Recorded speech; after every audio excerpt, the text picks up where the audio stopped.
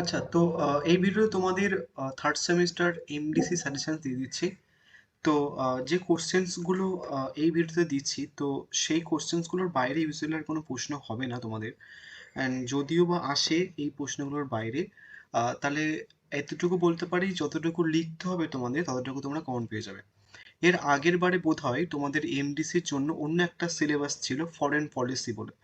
তো সম্পূর্ণ নতুন সিলেবাস ছিল, তো সেই সিলেবাস থেকে যে কটা প্রশ্ন দিয়েছিলাম চলে এসেছিল। ইভেন দো এই সিলেবাসটা তোমাদের থার্ড সেমিস্টারের ডিএসসি ফোর বলে একটা পেপার হয়, সেই পেপারটাতে পার্টিকুলারলি একই সিলেবাস, তোমাদের আর ওদের সিলেবাসটা একই, ডিএসসি ফোরের অনার্সের। তো ওদের যে সাজেশনটা দিয়েছিলাম, তো আগের বারে সেই পিডিএফটা দিয়েই তোমাদের সাজেশনটা বানিয়ে দিচ্ছি। আর একটা সুবিধা হবে তোমাদের, যেহেতু তোমাদের এটা নতুন বলতে গেলে এবারে, তো যে প্রশ্নগুলো কাইন্ড অফ হচ্ছে ওদের এসছে, দেন সেগুলো তোমাদের পড়তে হবে। আমি মার্ক করে দিয়েছি ওদের যে সমস্ত প্রশ্ন পড়েছিল হুবাহু পিডিএফ থেকে পড়েছিল, তো তোমরা হুবাহু কমন পেয়ে যাবে। প্রথমে একটুখানি সিলেবাসটা বলে দিই তোমাদের। এটা হচ্ছে কি মডিউল ওয়ানের সিলেবাস। এখান থেকে যেটা দেখতে পাচ্ছ, এই যে ভারতের রাজনীতির প্রকৃতি ও প্রবণতা, এখান থেকে একটা প্রশ্ন হয়। এবং তারপরে হচ্ছে কি যে স্বার্থ গোষ্ঠী, এই স্বার্থ গোষ্ঠীর মধ্যে শ্রমিক শ্রেণী আর কৃষক শ্রেণী পড়ে। তো এখান থেকে দুটো প্রশ্ন হয়, তাহলে তোমার তিনটে প্রশ্ন হলো। নেক্সট হচ্ছে কি যে তোমার এখান থেকে অনেকগুলো প্রশ্ন হয়, তো তুমি যদি মনে করো যে এই দুটো টপিকের প্রশ্নগুলো করে যাবো তাহলেও হবে। মানে তুমি শ্রমিক শ্রেণী বা শ্রমিক সংগঠনের ভূমিকা এবং কৃষক সংগঠন বা কৃষক শ্রেণীর ভূমিকা, বা আরেকটা প্রশ্ন হবে দুটোকে মিলিয়ে স্বার্থ গোষ্ঠী বা ব্যবসায়ী গোষ্ঠীর ভূমিকা। এই টোটাল দুটো প্রশ্ন, এখান থেকে একটা প্রশ্ন, এখান থেকে তিনটে প্রশ্ন করে গেলে তোমরা এখান থেকে দুটো অথবা তিনটে প্রশ্নই কমন পেয়ে যেতে পারো। অ্যাটলিস্ট দুটো তো পাবে। এবার ম্যাক্সিমাম মডিউল ওয়ান থেকে তোমাদের টোটাল চারটে প্রশ্ন হবে, দুটো মানে টোটাল মিলে হয়তো, সরি, তোমাদের যে কোশ্চেন্স প্যাটার্নটা আছে তোমাদের এমবিসিদের জন্য, সেটা একটু আলাদা অনার্সের থেকে। তোমাদের যে কোশ্চেন্স হয় সেটা হচ্ছে কি যে আমি জাস্ট বলে দিচ্ছি তোমাদের, মডেল ওয়ান থেকে তিনটে আর কি নর্মালি 15 মার্কসের প্রশ্ন লিখতে হয়। সো তুমি যদি মনে করো এই এই টপিকটা এবং এই টপিকটা করে যাও, তাহলে এখান থেকে অ্যাটলিস্ট তোমরা যে কটা লিখতে হবে দুটো প্রশ্ন কমন পেয়ে যেতে পারো। এবার আসে হচ্ছে কি এই টপিকটা থেকে, এই টপিকের অনেকগুলো প্রশ্ন হয়, যেমন দল ব্যবস্থার বৈশিষ্ট্য প্রবণতা। আর একটা হচ্ছে কি যে রাজনৈতিক দলের মহাদর্শ আর কর্মসূচি, পশ্চিমবঙ্গের প্রধান রাজনৈতিক দলের মহাদর্শ কর্মসূচি বলতে গেলে এখানটায় তিন চারটে প্রশ্ন হয়। সো কেউ যদি মনে করো শুধু এই টপিকটা করে যাব, তাহলেও কিন্তু তোমরা দুটো প্রশ্ন কমন পেয়ে যাবে।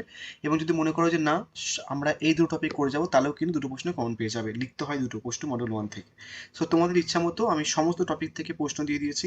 এখানটা ভালো করে বসে নিলে আর প্রশ্নগুলো ঠিকভাবে ওইভাবে রাখলে, তোমরা একটা কাজ করবে, একটা খাতা নেবে, নিয়ে দেখবে এই টপিকটা থেকে প্রশ্ন এবং এই টপিকটা থেকে প্রশ্ন লিখে নিলে একটা সেট হয়ে গেল। এবং এই টপিকটা থেকে কোন কোন প্রশ্ন হয় তার একটা সেট হয়ে গেল। তো দুটো সেটের মধ্যে যে কোনো একটা সেট ফলো করলে তোমরা কিন্তু সমস্ত প্রশ্ন কমন পেয়ে যাবে। যে কটা লিখতে হবে যে কটা লিখে আসতে পারবে, সমস্যা নেই।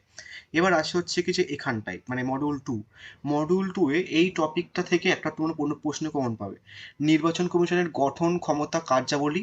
এই কার্যাবলী এই জায়গাটায় ভূমিকা, মানে ভূমিকাটা হচ্ছে কি যে কার্যাবলী দেয়, গঠন দেয়। তো এখান থেকে দুটো প্রশ্ন হয়, একটা হচ্ছে কি যে গঠন কার্যাবলী ভূমিকা, আর একটা হচ্ছে নির্বাচন সংস্কার। তো এখান থেকে তোমরা একটা প্রশ্ন কমন পাবে পার্টিকুলারলি, এই জায়গাতে একটা প্রশ্ন আসবে। নেক্সট তারপরে এখান থেকে দুটো প্রশ্ন হয়, তিনটে প্রশ্ন হয় বেসিক্যালি। এই অর্থ কমিশনের গঠন কার্যাবলী ভূমিকা আর আঞ্চলিক পরিষদের গঠন কার্যাবলী ভূমিকা, এইখান থেকে দুটো প্রশ্ন। এই দুটো প্রশ্ন মানে এই টপিকটা থেকে দুটো প্রশ্ন আর এই টপিক দুটো প্রশ্ন। এই চারটে প্রশ্ন করে গেলেও তোমরা কারেন্ট অফ হচ্ছে কি এখান থেকে যে পরীক্ষাতে যে কটা লিখতে হবে সে কটা তো কমন পেয়ে যাবে। সমস্যা নেই। তো তুমি এখান এই মডিউল থেকে চারটে প্রশ্ন, এবং তারপরে এই মডিউল থেকে নাই এই টপিকটা থেকে সবকটা প্রশ্ন, আদারওয়াইজ এই টপিক থেকে সমস্ত প্রশ্ন করে নিলে হয়ে যাবে। এখানে বুঝে নেওয়ার ব্যাপার, এই টপিকটা বাদ দিলেও চলবে। এবার চলো কোশ্চেনগুলো দেখে নিই। নর্মালি মডিউল ওয়ান, ওই যে প্রথমে যে টপিকটা পার্টিকুলারলি রয়েছে, সেকেন্ড টপিক থেকে প্রশ্ন এটা। ভারতীয় রাজনীতিতে দল ব্যবস্থার বৈশিষ্ট্য ও গতি প্রকৃতি সম্পর্কে আলোচনা করো, বা রাষ্ট্রকেন্দ্রিক রাজনৈতিক দলের উত্থান দেয় ঘুরে ফিরে। আর একটা প্রশ্ন দেয় ঘুরিয়ে ফিরিয়ে, ভারতের দল ব্যবস্থার বৈশিষ্ট্য আলোচনা করো, ভারতের আঞ্চলিক রাজনীতির সঙ্গে দল ব্যবস্থার সম্পর্ক লেখো। এবং এই প্রশ্নটা আমি দিয়েছিলাম অনার্সদের পড়েছিল হুবাহু 1990 থেকে দল ব্যবস্থার প্রকৃতি ও প্রবণতা, ঠিক যেমনভাবে পার্টিকুলারলি রেখেছি আমি ঠিক তেমনভাবে পড়েছি, আমি দেখিয়েও দিচ্ছি তোমাদের। এই প্রশ্নটা 1990 সালে ভারত দল ব্যবস্থার প্রকৃতি প্রবণতা, একদম এই প্রশ্নটা পড়েছিল ওদের, দেখে নিতে পারো, ইউটিউবে পোস্ট করা আছে। বা একটা প্রশ্ন হয় ভারতীয় দল ব্যবস্থার সাম্প্রতিক প্রবণতা বা প্রকৃতি আলোচনা করো। তো এই প্রশ্নটা বিশাল বিশাল ইম্পর্টেন্ট একটা প্রশ্ন, মানে ইউজুয়ালি তোমাদের পড়ার চান্স সব থেকে বেশি আহ, মানে মিডলের টপিকটা থেকে বলছি। নেক্সট আসছে হচ্ছে কি আর একটা প্রশ্ন এখান থেকে দেয়, সেটা হচ্ছে কি যে মিডলের টপিকটা থেকে, মানে তোমাদের যে মডেল ওয়ানে তিনটে টপিক, মানে তিনটে সিলেবাসের ভাগ করা, আমি বেসিক্যালি এখান থেকে প্রশ্নগুলো দিচ্ছি, মানে এই টপিক থেকে প্রশ্নগুলো দিচ্ছি এখন, মানে প্রথম দিকে। নেক্সট 2 নম্বর যে প্রশ্নটা রাখা আছে সেটা হচ্ছে কি যে ভারতের যে কোনো একটি প্রধান জাতীয় রাজনৈতিক দলের মহাদর্শ ও কর্মসূচি। এই যে ভারতের জাতীয় রাজনৈতিক দলের কর্মসূচি, জাতীয় রাজনৈতিক দল কাইন্ড অফ হচ্ছে কি যে দুটো বলতে গেলে আছে, একটা কংগ্রেস আছে, একটা ভারতীয় জনতা পার্টি আছে। তো তুমি একটা ওভারঅল পড়ে নেবে, একই বলতে গেলে ফান্ডামেন্টাল মহাদর্শ, মানে কাইন্ড অফ একটুখানি আলাদা কংগ্রেস থেকে মানে জনতা পার্টির। তো তোমাদের অ্যাকচুয়ালি ওরকমভাবে ভেঙে প্রশ্ন না দেবে না হয়তো, তোমাদের এই জাতীয় রাজনৈতিক দলের মহাদর্শ কর্মসূচি দেবে হয়তো। তো দিলে হচ্ছে কি তুমি জনতা পার্টিরও লিখতে পারো বা হচ্ছে কি যে কংগ্রেসেরও লিখতে পারো, তোমার ইচ্ছা মতো। দুটো প্রশ্ন হলো। 3 নম্বর প্রশ্ন হচ্ছে কি যে ওই টপিকটা থেকেই পশ্চিমবঙ্গের প্রধান রাজনৈতিক দলের মহাদর্শ কর্মসূচি। একটা প্রশ্ন শুনে নাও যেটা অনার্সদের পড়েছিল, সেম টপিক থেকে ঘুরিয়ে প্রশ্ন দিয়েছিল। পশ্চিমবঙ্গের রাজনৈতিক মানে দল ব্যবস্থার কি বলছি তোমাকে দেখে, পশ্চিমবঙ্গের দল ব্যবস্থার উপর টিকা লেখো। তো এই প্রশ্নটাকে ঘুরিয়ে দিয়েছিল, মানে পশ্চিমবঙ্গের প্রধান রাজনৈতিক দলের মহাদর্শ কর্মসূচিটাকে পশ্চিমবঙ্গের দল ব্যবস্থার ভূমিকা দিয়েছিল। তো তোমরা কিন্তু পশ্চিমবঙ্গের মানে রাজনৈতিক দলের মহাদর্শর কর্মসূচি, পশ্চিমবঙ্গে কোন দলটা রয়েছে, কংগ্রেস রয়েছে, তাই না? আহ, তৃণমূল কংগ্রেস রয়েছে, তো তৃণমূল কংগ্রেসের আর কি মহাদর্শর কর্মসূচি ক্ষমতা লিখতে হবে। বা ভারতীয় সংসদের বিরোধী দলের ভূমিকা লিখতে হবে, বা পশ্চিমবঙ্গের যে কোনো রাজনৈতিক মহাদর্শ লিখতে হবে। তো ঘুরে ফিরে কিন্তু প্রশ্ন দেয়। এই প্রশ্নটা একভাবে যে ঘুরিয়ে দিয়েছে অনার্সদের, সেটা হচ্ছে কি এই প্রশ্নটা দেখে নিও, একই অ্যান্সার হবে, দল ব্যবস্থার উপর একটু টিকা লেখো। তাহলে কথা হলো তিনটে প্রশ্ন। আচ্ছা, পশ্চিমবঙ্গের আরেকটা রাজনৈতিক দল বামফ্রন্ট। তো বামফ্রন্টের ব্যাপারে না দিল, মানে নাও দিতে পারে, যদি দেয় তাহলে বামফ্রন্ট এবং তৃণমূলের মহাদর্শ একসাথে দিয়ে দেবে ঘুরিয়ে ফিরে। তোমরা পশ্চিমবঙ্গে রয়েছে কাইন্ড অফ, মানে বামফ্রন্ট বলতে হচ্ছে কি তোমার ওই যে সিপিআইএম, অ্যান্ড তারপর তৃণমূলের মহাদর্শ, তো তৃণমূল এবং বামফ্রন্টের মহাদর্শের ব্যাপারটা তোমরা পশ্চিমবঙ্গে রয়েছে, তো ঘুরে ফিরে কিন্তু এদিক ওদিকেও দিতে পারে প্রশ্নটা। আর একটা প্রশ্ন যেটা অনার্সতে দিয়েছিল, হুবাহু দিয়েছিল, ভারতের রাজনীতির প্রকৃতি ও গতিধারা বা প্রবণতা আলোচনা করো, হুবাহু দিয়েছিল। এবং প্রশ্ন আরেকভাবে ঘুরে আসতে পারে, সেটা হচ্ছে কি যে ভারতের জোট রাজনীতির প্রকৃতি ও গতিধারা। তোমাকে অনার্সদের আসলেও এই প্রশ্নটা করতে হয় পার্টিকুলারলি। চারটে হলো। 5 নম্বর হচ্ছে কি যে এই প্রশ্নটা, ভারতীয় রাজনীতি সংগঠিত ব্যবসায়ীদের ভূমিকা এবং এই ব্যবসায়ীদের ব্যাপারটাকে তোমাদেরকে ঘুরে দিতে পারে, সেটা হচ্ছে কি যে স্বার্থ ঘোষী দিতে পারে। ওই যে যেখানটায় তোমাদের হচ্ছে কি শ্রমিক শ্রেণী, কৃষক শ্রেণী, ওরাও কাইন্ড অফ ব্যবসায়ী গোষ্ঠীর মধ্যে পড়ে।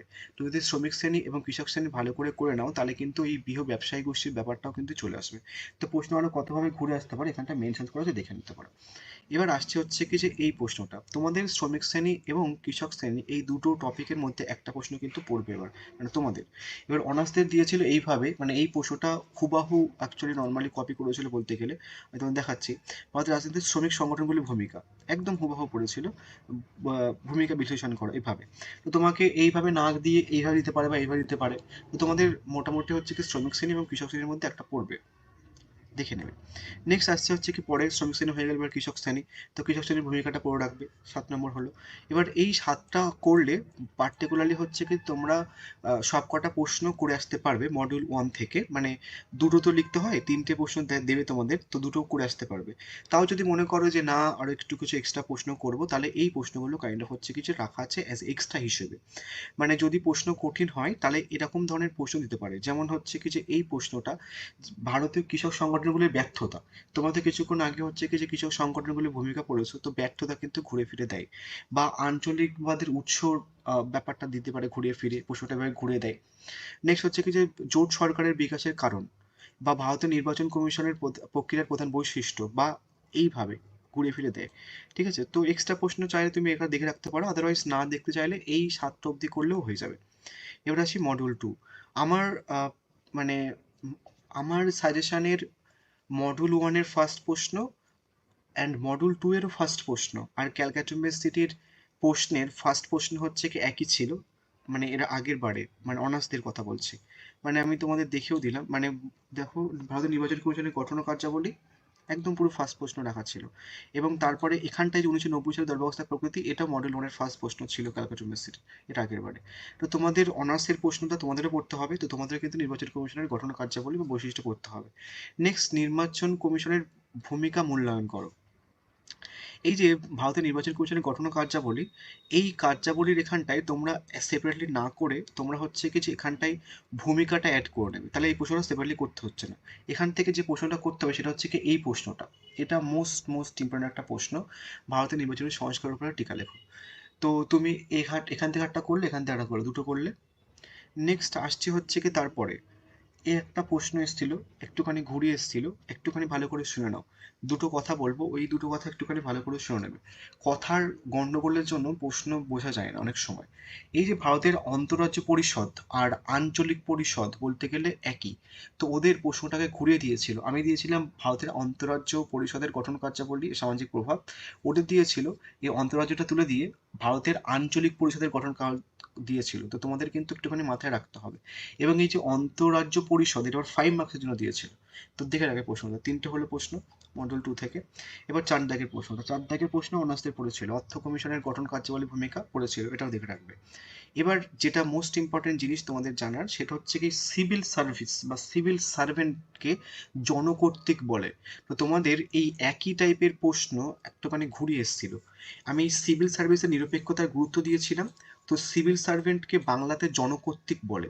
তো দেখো এই যে প্রশ্ন দেখাচ্ছি, এটা তো ওই যে আঞ্চলিক পরিষদ বললাম, জনকর্তৃকের নিরপেক্ষতার উপর টিকা লেখো। এবার আমি জনকর্তৃক না দিয়ে আমি দিচ্ছি সিভিল সার্ভিসের নিরপেক্ষতা। তো একই টাইপের, তো একই জিনিস, দুটো প্রশ্ন এসেছিল এই সিভিল সার্ভিসকে বাংলাতে করে দিয়ে।